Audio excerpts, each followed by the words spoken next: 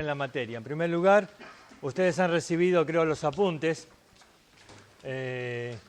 Dos cositas en cuanto a los apuntes. Una es que creo que por equivocación han impreso una versión vieja, así que yo voy a darles en algún momento algunos cambios que hubo, para que ustedes corrijan ahí. La segunda advertencia en cuanto al apunte es que no lo pueden usar. Así que lo guardan así donde están ahora, cierra la carpeta y van a poder usarlo después de que lo vemos en clase. Es decir, como para estudiar para el examen, sí. El asunto es que, por ejemplo, esta semana vamos a estar viendo el capítulo 1 de Santiago y yo voy a estar mandando algunas investigaciones. Y si ustedes usan el apunte, después van a venir todos acá diciéndome lo que dice el apunte. Yo ya sé lo que dice el apunte. Lo que quiero saber es qué es lo que vos vas a encontrar sobre eso. Entonces, no quiero que utilicen el apunte. Pueden utilizar otros libros, otras cosas, pero no el apunte.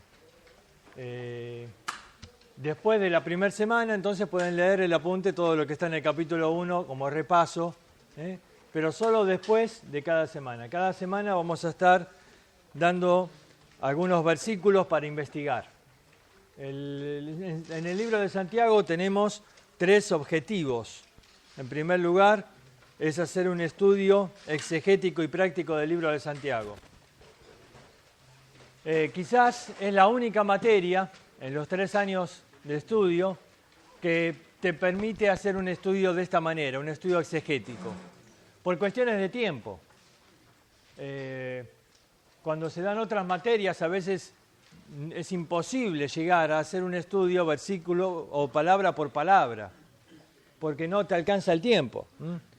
En esta materia, como tenemos 3 horas y son solo 5 capítulos, nos da la posibilidad de hacer un estudio de esta manera, lo que se llama un estudio exegético, y entonces no solamente te va a dar la posibilidad de aprender las lecciones del mismo libro de Santiago, sino también de aprender cómo hacer un estudio exegético para aplicarlo en otros libros de la Biblia.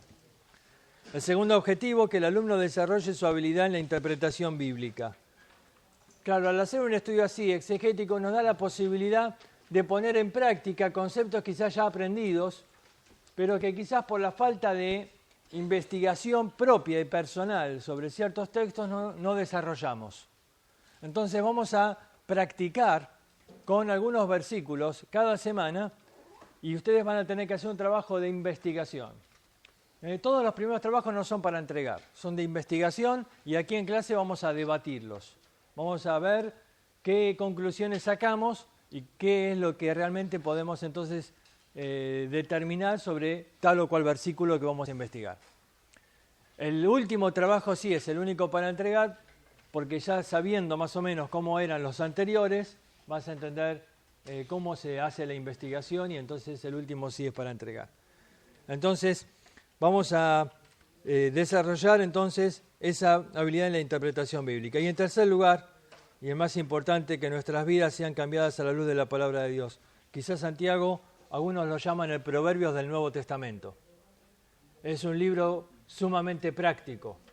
Y entonces, constantemente vamos a ser confrontados con lo que dice la palabra de Dios. Así que este tercer objetivo también sin duda va a ser muy importante.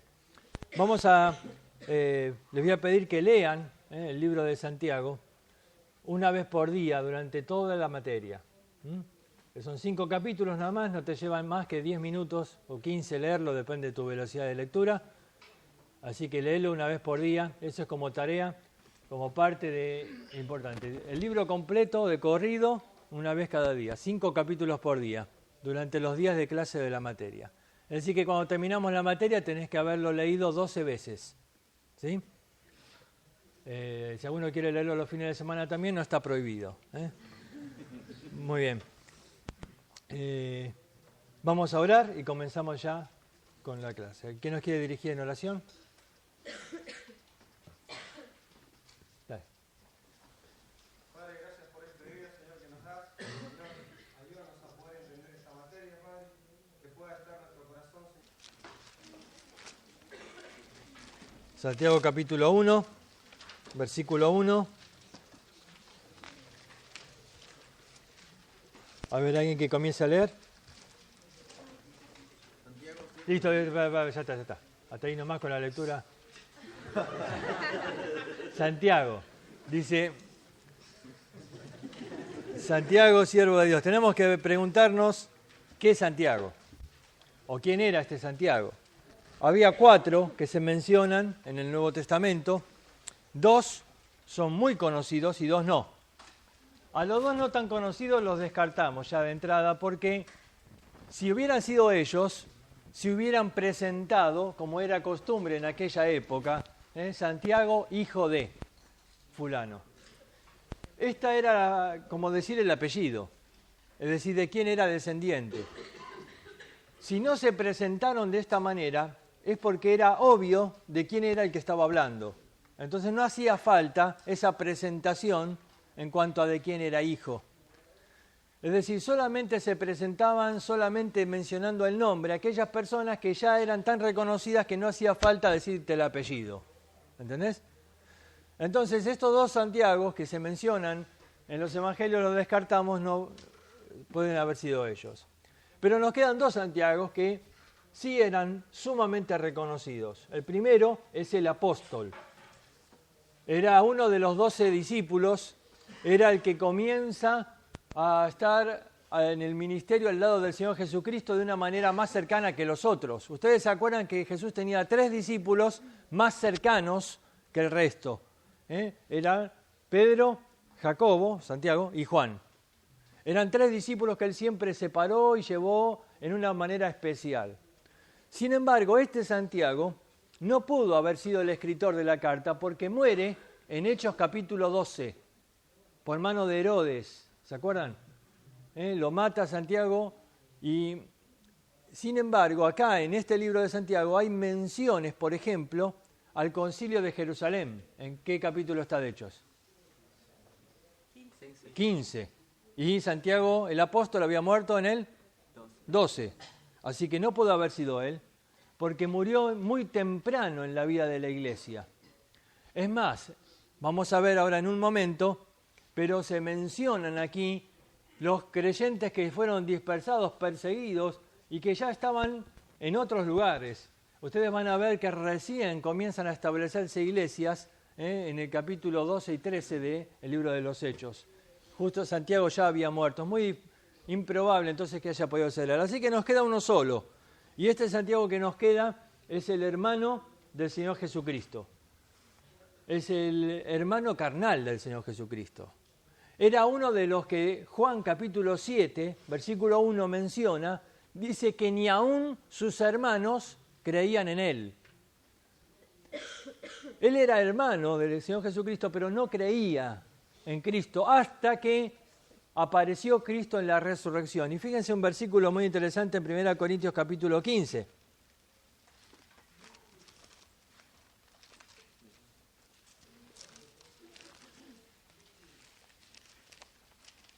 Versículo 7.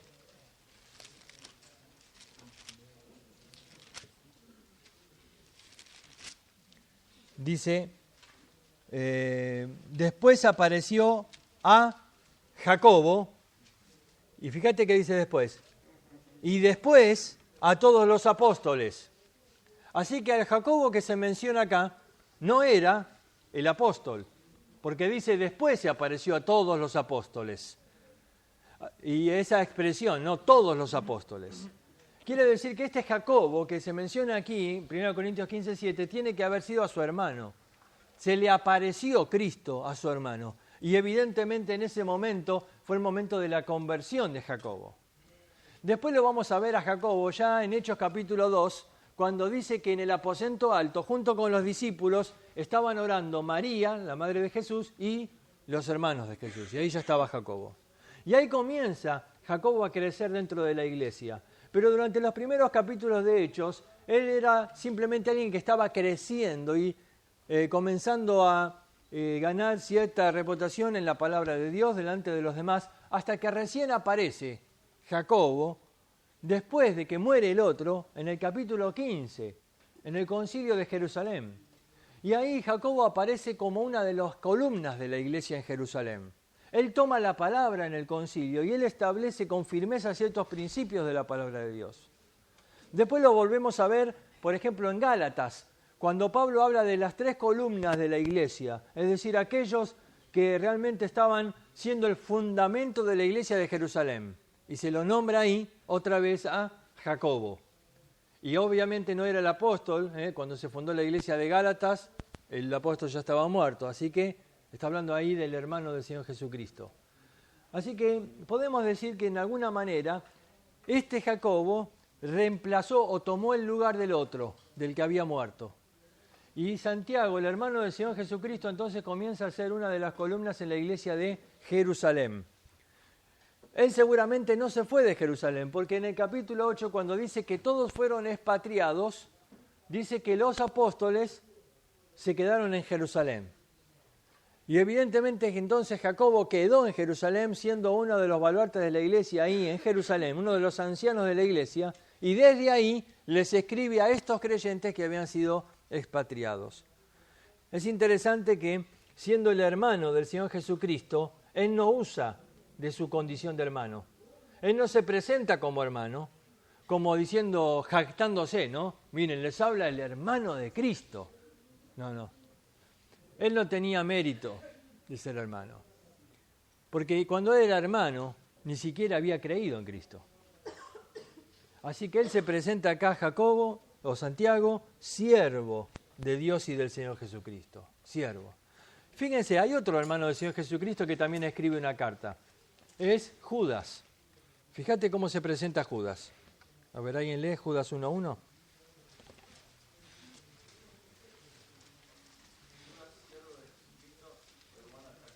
Fíjate qué interesante. Era hermano de Jacobo y por lo tanto era hermano de ¿quién? De Cristo. Pero él se presenta siervo de Cristo y hermano de Jacobo. ¿Ves? No tenían autoridad para decir somos hermanos de Cristo. Cuando eran hermanos ni siquiera habían creído en Él.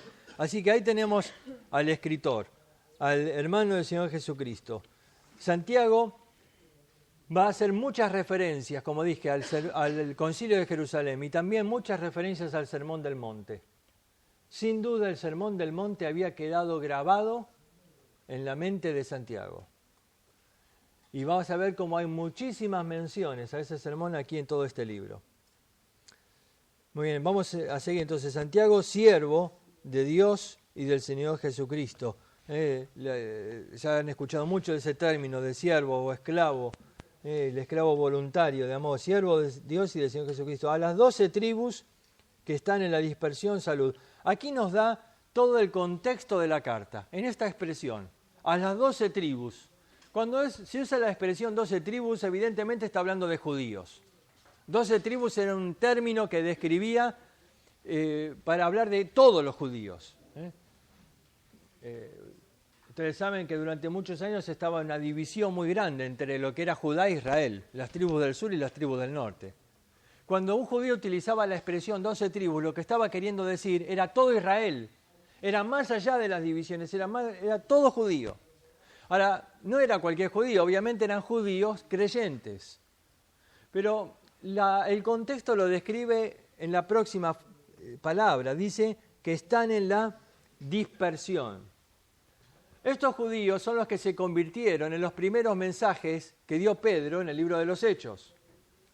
Son los que se convirtieron en Hechos capítulo 2. ¿Cuánta gente se convirtió ahí? 3.000 primero. Después en Hechos capítulo 4, ¿cuántos se convirtieron? 5.000. Y ahí cuando dice 5.000 aclara que eran hombres, sin contar mujeres y niños. Así que pongamos otros 5.000 más. Más o menos ahora tendríamos una población de creyentes de por lo menos 13.000 personas. Pero después sigue diciendo que se añadían a la iglesia cada día los que habían de ser salvos y que los creyentes se multiplicaban. Así que muchos calculan que por lo menos tendría que haber más de 25.000 creyentes en ese momento en Jerusalén. Hasta que llega a Hechos capítulo 8, versículo 1. Vamos a leerlo.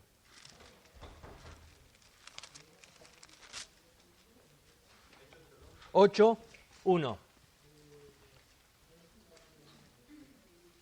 Y Saulo consentía en su muerte, En aquel día hubo una gran persecución contra la iglesia que estaba en Jerusalén y todos fueron esparcidos por las tierras de Judea y Samaria, salvo los apóstoles.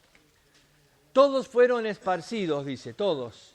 Esos 25.000, un gran número que salió esparcido por toda la tierra. Ahora dice, fíjate qué interesante, por Judea y por Samaria. ¿Te acordás cuál había sido la orden en Hechos 1:8?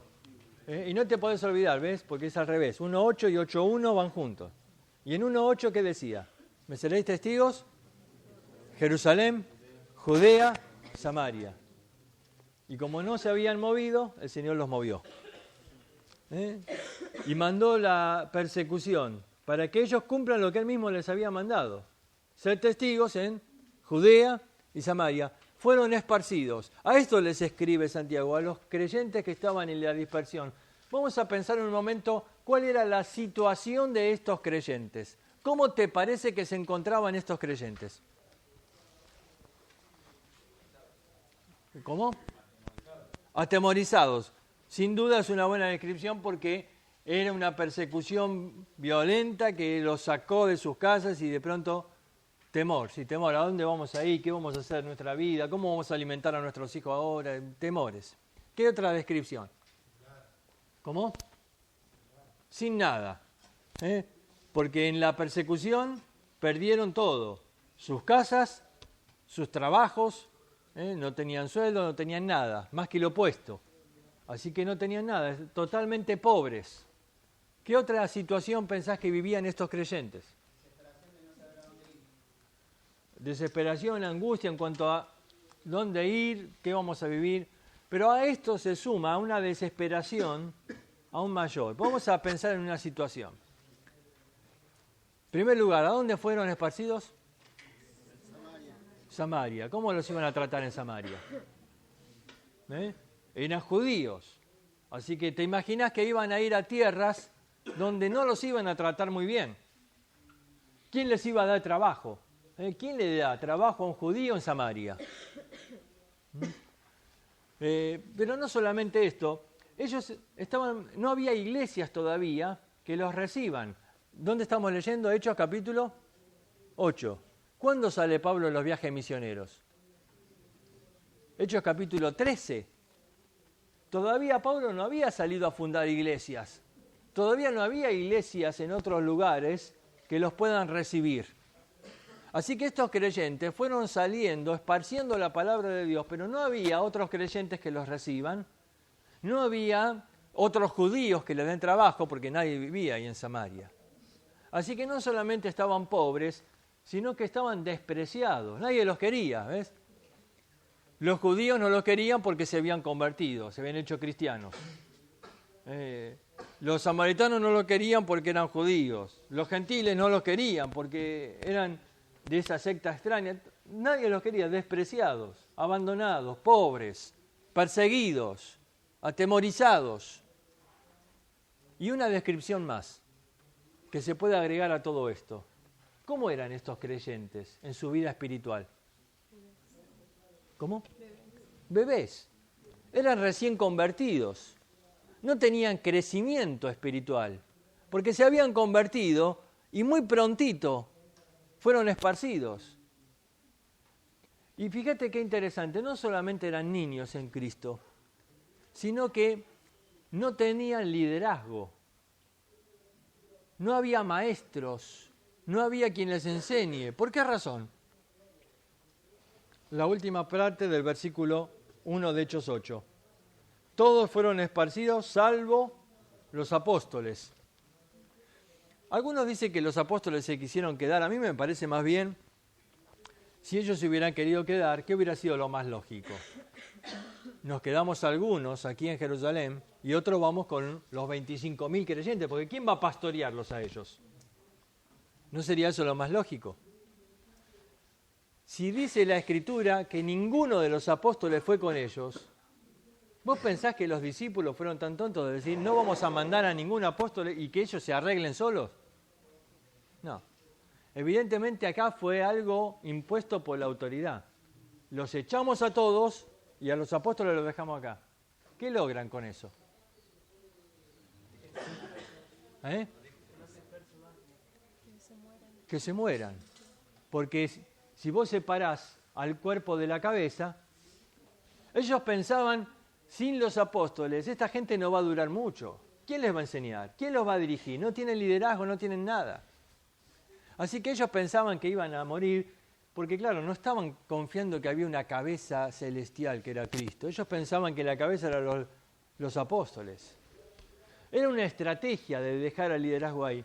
Así que Santiago les escribe a un grupo de creyentes, nuevitos en la fe, inmaduros, sin liderazgo, totalmente pobres, perseguidos, atemorizados. Este era el contexto y la situación en la que les escribe Santiago. Pero ya con la primera palabra que él les dice, les está llenando de consolación. Porque él dice a las 12 tribus que están en, ¿qué dice? En la dispersión. Ahora, la palabra para dispersión en griego es la palabra diáspora. Y tiene un significado muy especial. Todo judío sabía bien lo que era la diáspora. Porque la diáspora era una siembra, un estilo de siembra. Era cuando el judío salía y comenzaba a sembrar, a caminar por al lado del surco y ahí sembrando la semilla. De acuerdo a las plantas, las semillas tenían distintos estilos de siembra. Había un estilo de siembra donde se llamaba, hoy diríamos al voleo, es decir, se tiraba la semilla. A veces había viento y por eso está la parábola del sembrador, que dice que una semilla cayó junto al camino. No significa que un labrador era tan tonto que se fue a sembrar al lado del camino, o entre las piedras o entre los espinos. Nadie haría eso. Significa que el viento llevó algunas semillas y cayeron en otro lado. Pero lo que está diciendo aquí Santiago con esta expresión es, yo les estoy escribiendo a aquellos que son parte de la diáspora de Dios, de la siembra de Dios. Dios quiere sembrar el Evangelio por todo el mundo, Dios quiere que la semilla se esparza. Y ellos estaban ahí, encerrados en Jerusalén. Y de pronto entonces Dios mandó un viento, el viento de la persecución. Y dijo, fuera de acá, vamos a sembrar la semilla por otros lados. Y gracias a esta persecución es que el Evangelio se extendió por Judea, por Samaria y se extendió hasta los fines de la tierra, se extendió hasta nosotros hoy. ¿Ves? La persecución puede haber sido, desde el punto de vista de estos creyentes, algo terrible para sus vidas, pero fue algo de tremenda bendición para la vida de otros. ¿Has pensado alguna vez que tu sufrimiento puede ser la bendición para otro? Santiago con esto les está cambiando la perspectiva, les está diciendo, miren, no miren tanto en ustedes mismos y miren lo que Dios está haciendo a través de ustedes. Miren que a través de ustedes Dios está llevando el Evangelio, la semilla está siendo sembrada y otros están llegando a Cristo. ¿Ves? Era ya desde este primer momento enfocarlos correctamente, diciéndoles, miren, entiendo que ustedes pueden estar sufriendo, pero son parte de la siembra de Dios. ¿Ves? Este concepto te llena de gozo en medio del dolor, en medio del sufrimiento. El saber que Dios te está utilizando para llevar el Evangelio a otros. Cuando yo comencé a asistir a la iglesia de Aedo, el anciano de la iglesia era muy viejito ya. Y él había estado varias veces internado. Y una vez le fuimos a visitar al hospital, le habían hecho una operación en el estómago, una de las 15 que tenía. Y esperábamos encontrar a un hombre ya medio cansado, derrotado, ¿viste? Por tantas operaciones y tantas cosas. Pero cuando llegamos al hospital le encontramos contento. Y le preguntamos, don Rafael, ¿por qué está contento? Porque me van a cambiar de habitación. Y entonces le dijimos, qué bueno, lo van a poner en una habitación mejor. No, es igual a esta. Y entonces, ¿por qué está contento? Dice, porque acá ya les prediqué a todos. Ahora me llevan a la otra habitación, así que voy a poder seguir predicando a los que están al lado. ¿Ves? Este hombre había entendido que su enfermedad era parte de la siembra de Dios. Era la ocasión para llevar el Evangelio a otros, a quienes él no hubiera visto de otra manera. Él, en lugar de tener lástima de sí mismo, lo que llamamos autoconmiseración, en lugar de deprimirse, Él estaba viendo la oportunidad de predicar el Evangelio y eso le daba gozo en medio de la prueba. ¿Ves? Este es parte hace unos 3 años atrás tuve un choque y estaba ahí en el hospital, me dolía todo hasta el apellido, ¿viste? Estaba tirado ahí. Y estaba mi esposa visitándome y yo no me podía mover mucho, ¿viste? Pero de pronto podía escuchar que ella le estaba predicando a la mujer, que estaba acompañando al hombre que estaba en la cama al lado mío. Lo habían llevado para la sala de operación y la mujer entonces estaba con mucho temor. Y en ese momento aprovechó a predicarle el Evangelio y aceptó a Cristo. Y en medio del dolor, el escuchar a esta mujer orando producía un gozo en mi interior, una satisfacción de saber que Dios estaba utilizando un poco de mi dolor para ganar un alma para Cristo. ¿Ves? Con esta expresión, Santiago ya les cambia el enfoque y los prepara para todo lo que va a decir ahora. Y les va a decir, ustedes son parte de la siembra de Dios. Es un privilegio, es un honor. ¿Ves? A las 12 tribus que están en la dispersión, y algunos dicen, y ahí estornudaron, ¿no? Porque dije, oh, salud. ¿Eh? Ahora, esta palabra llama mucho la atención. No era un saludo común entre judíos. ¿Cómo era el saludo común entre judíos? Paz, shalom. Pero esta palabra, que se traduce acá salud, es la palabra chairo, y significa gozo. Gozo. Y era el saludo tradicional de los griegos. Fíjate, los judíos se saludaban con paz, pero los griegos cuando se saludaban decían gozo. Santiago busca llamar la atención acá. ¿Viste que nadie presta atención a las salutaciones?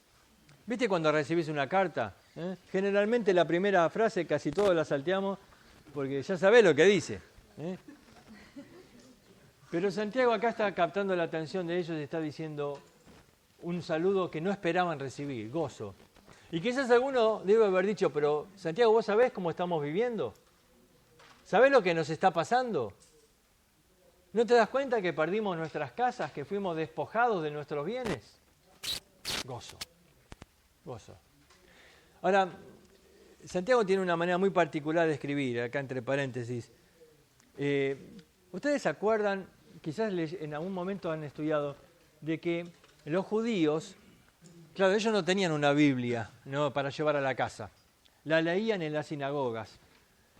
Entonces ellos trataban de escribir de alguna manera que se pueda memorizar fácil la escritura. Por eso utilizaban, por ejemplo, acrósticos, que cada versículo empiece con una letra, o utilizaban distintas técnicas para memorizar. Porque ellos se repetían la escritura, debido a que no la podían tener impresa, se la repetían, por eso los padres se la tenían que repetir a los hijos, y era un hábito el memorizar la escritura. Así que ellos en su manera de escribir siempre buscaban técnicas de memorización. Santiago escribe de una manera tradicional judía, una manera fácil de memorizar, y cada última palabra de cada versículo es la primera palabra en el versículo siguiente. Claro, en la traducción al castellano a veces se pierde un poquito, pero vamos a hacer un rápido vistazo para que te des cuenta a lo que me refiero. ¿Cómo termina? La última palabra del versículo 1 sería gozo. Y después dice, tener por sumo gozo. Termina el versículo 2 diciendo pruebas. Comienza el versículo 3 diciendo, sabiendo que la prueba. Termina hablando de paciencia. ¿Cómo comienza el 4? Mantenga la paciencia. Termina hablando de sin que os falte cosa alguna. Versículo 5, y si te falta alguna cosa. Ahora, cada palabra es así por todo el versículo. La última palabra es la primera del otro, y es muy fácil entonces de seguir el hilo y el pensamiento para memorizarlo fácilmente. Así que dice ahí, versículo 2, hermanos míos, tened por sumo gozo. Una expresión de sumo gozo. En el griego comienza con esta palabra, dijimos, comienza con la expresión gozo, sumo gozo, o un gozo puro o sublime. La palabra tened ahí habla de considerar, es decir, considerado, evaluado como un motivo de gozo verdadero. cuando os halléis en diversas pruebas. El término os halléis es un término que significa caer rodeado de. A ver si tenemos. Se escribe así.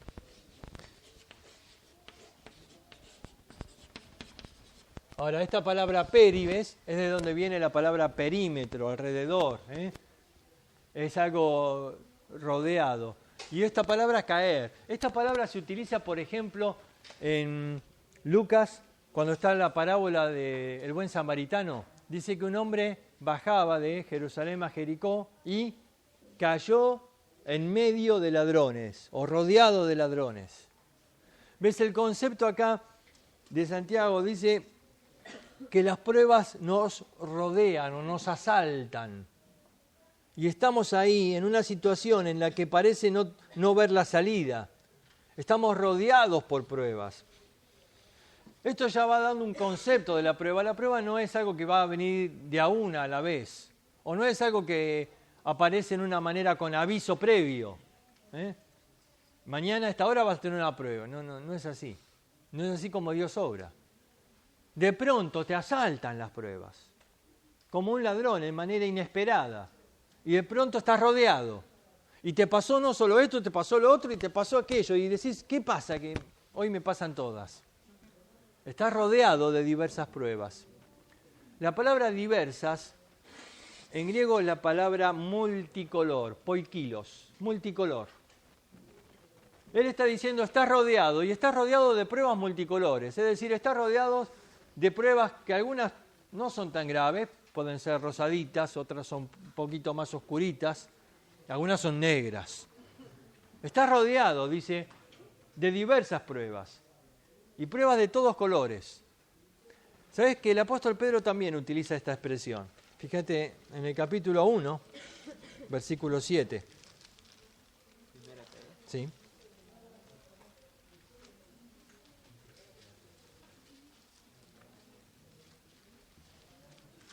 Perdón, al final del 6. Si es necesario, dice, tengáis que ser afligido en diversas pruebas. Y también utiliza la misma palabra, multicolor. Pero Pedro también utiliza esta palabra multicolor en el capítulo 4, versículo 10. Cada uno, según el don que ha recibido, ministrelo a los otros como buenos administradores de la multicolor gracia de Dios. ¿Ves? Puede haber prueba de todos los colores, pero la gracia de Dios también lo es. No hay prueba que la gracia de Dios no pueda cubrir. Por eso dice después en el capítulo 5, el Dios de toda gracia os perfeccione, afirme, fortalezca y establezca. Santiago va a decir, miren, hay pruebas que en algún momento te van a rodear y van a querer derribarte en la vida. Y son de distintos colores, pero no te preocupes, la gracia de Dios también lo es. Ahora viene el término pruebas, y ahí es donde nos vamos a detener un poquito. El término pruebas es peirasmos. Ahora, este término se puede utilizar tanto para prueba como para tentación. Es decir, es de acuerdo al contexto uno determina si está hablando de prueba o de tentación. Ahora en un momento más vamos a ver que prueba y tentación no es lo mismo. Son cosas bien diferentes. Vamos a verlo ahora, un ejemplo. Pero por ejemplo para prueba podemos decir que la prueba tiene su origen en Dios. Dios es quien envía las pruebas. Pero la tentación no tiene obviamente su origen en Dios, sino en Satanás. En el objetivo, la prueba es para, dice acá Santiago el versículo siguiente, para perfeccionarte. Pero la tentación es para destruirte. La prueba es algo externo que afecta a mi vida, pero la tentación, dice Santiago, que se produce en el interior, de nuestra propia concupiscencia. Así que vamos a dejar, después vamos a describir más a fondo, pero por ahora decimos prueba y tentación son cosas bien diferentes. Sin embargo, en griego se utiliza la misma palabra, peirasmos, porque en algún sentido la tentación también nos prueba. Entonces se utiliza la misma palabra. Santiago, sabiendo esto, que se utiliza la misma palabra, va a hablar de ambas cosas. Va a hablar de prueba primero y de tentación después. Y claro, como aparece siempre la misma palabra, a veces uno tiene que deducir cuándo está hablando de prueba y cuándo de tentación. Así que el primer trabajo que tienen para investigar está en el versículo 12. Vamos a tardar en llegar ahí, pero mientras tanto les menciono esto para que ya sepan lo que tienen que ir investigando por su cuenta. Dice ahí: bienaventurado el varón que soporta la tentación, porque cuando haya resistido la prueba recibirá la corona de vida que Dios ha prometido a los que le aman. Ahora, dice ahí, bienaventurado el varón que soporta la peirasmos. ¿Qué es, prueba o es tentación? Prueba. Son muy rápidos en contestar, pero ¿en base a qué podés afirmar algo así? Alguien dice por el contexto, porque vienen los primeros versículos hablando de prueba. Sí, es verdad. Pero del versículo 3 en adelante, ¿de qué está hablando? De tentación. Así que el contexto no te ayuda mucho, porque vos podés decir que el versículo 12 es el último de la primera parte, o podés decir que es el primero de la próxima parte. Alguien puede decir con este versículo concluye el tema de las pruebas, o alguien puede decir con este versículo inicia el tema de la tentación. Así que, ves, el contexto no te ayuda mucho acá. Este versículo siempre hemos usado para tentación comúnmente, ¿no? Está en los cursos de discipulado, el varón que soporta la tentación. ¿Qué evidencias puedo yo extraer del mismo texto? Y te aconsejo no leas mucho el libro para esta investigación, te va a confundir más. Busca qué evidencia está en el mismo texto, acá mismo, en el texto, para demostrar si es prueba o si es tentación. Te aconsejo que solamente acá, con la concordancia, quizás la Strong o alguna ayuda así, puedas descubrir aquí mismo, en el texto, pensando y razonando en este versículo, y marcar algunas pautas y evidencias que vos me podés decir, es prueba por esto y por esto, o es tentación por esto y por esto. Uno no soporta tentación, uno huye de tentación. Sí, pero fíjate, hay que ver ahí qué es la palabra soporta, y hay que ver si está hablando ahí, porque después dice, porque el que soporta la prueba. Ahora, nosotros mismos en castellano no tenemos una claridad, ¿ves? Porque dice, bienaventurado el varón que soporta la tentación, pero después dice, porque cuando haya resistido la prueba. Así que como que te lo dejó ahí, medio que puede ser una cosa o que puede ser la otra. Podría ser, es un argumento, pero lo que quiero decir es que no quiero que me respondan ahora, sino que quiero que investiguen y ver qué es el énfasis del versículo y cómo puedo afirmar que está hablando de una cosa o de la otra, o alguien puede decir de las dos. Por ahí está hablando de las dos cosas. Bueno, puede ser. Entonces, eso es lo que tenés que investigar. Muy bien, pero ahora volvemos entonces al versículo 2 y estamos describiendo esta palabra, peirasmos. Esta palabra significa probar, pero no en el sentido de un examen. Después va a utilizar esa palabra para examen. Prueba en el sentido, esta palabra se utilizaba para ver si, por ejemplo, una moneda era genuina. Si una moneda era original, era genuina, se le hacía esto, peirasmos. Esta palabra habla de prueba en el sentido de experimentar. Por ejemplo, si eso se hacía, ¿no?, a veces en el colegio, ¿no?, si yo afirmo una verdad, bueno, vamos a experimentarla, es decir, vamos a repetir, vamos a poner a prueba eso. Vamos a ver si es así como se dice. Por ejemplo, alguien dice, ¿el jabón flota? Uno puede decir sí, otro no. Vamos a hacer una experiencia. Vamos a agarrar una olla, vamos a tirar el jabón, vamos a hacerlo 50 veces y vamos a ver qué conclusiones sacamos. Prueba en el sentido de poner en la experiencia algo, para ver si realmente la teoría que tiene es real. ¿Entendés el concepto? Vamos a ver si es verdadero o no. Esta palabra deriva de otra en griego, de esta. Peira significa cortar. Pero no cortar como me decís, cortar la carne para comerla. No. Cortar con el sentido de cortar para ver lo que hay adentro.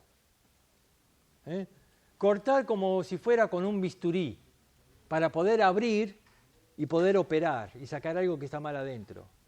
Cortar en ese aspecto de meter ahí el cuchillo para poder examinar o poder sacar lo que está mal. Cortar. ¿Ves? Esto ya encierra mucho de lo que es el concepto de prueba. Yo me acuerdo cuando, a tener un año de casados, tuvimos un problema muy serio. Sandra tuvo un problema de salud.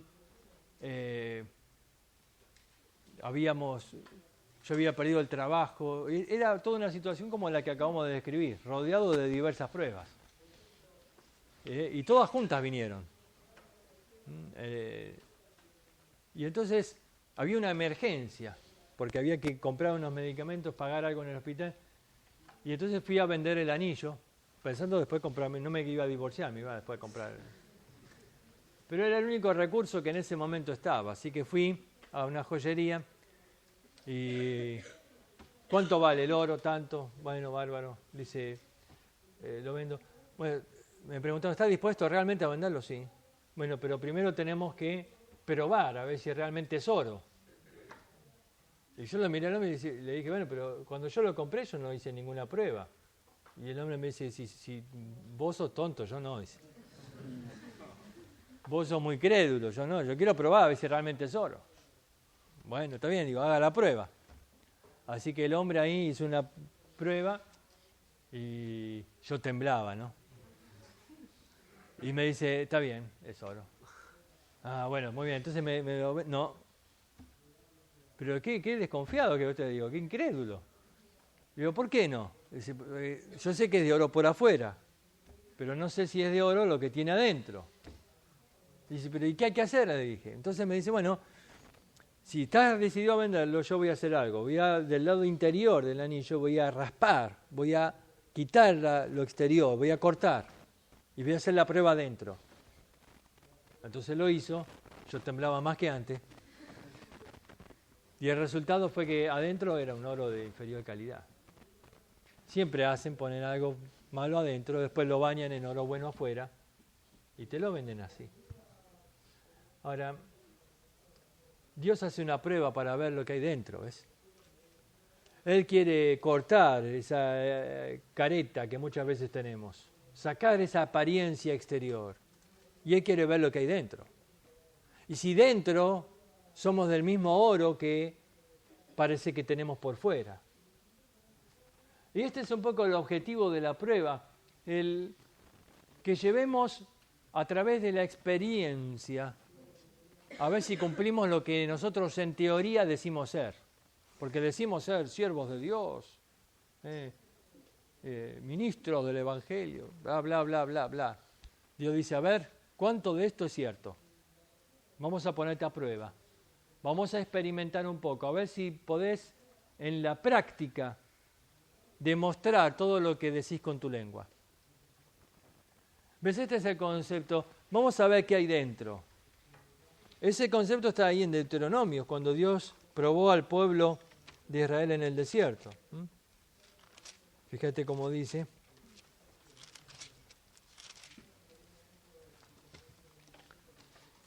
Dice capítulo 8, versículo 2, y te acordarás de todo el camino por donde te ha traído Jehová tu Dios estos 40 años en el desierto para afligirte, para probarte. Y ahí dice, para saber lo que había en tu corazón.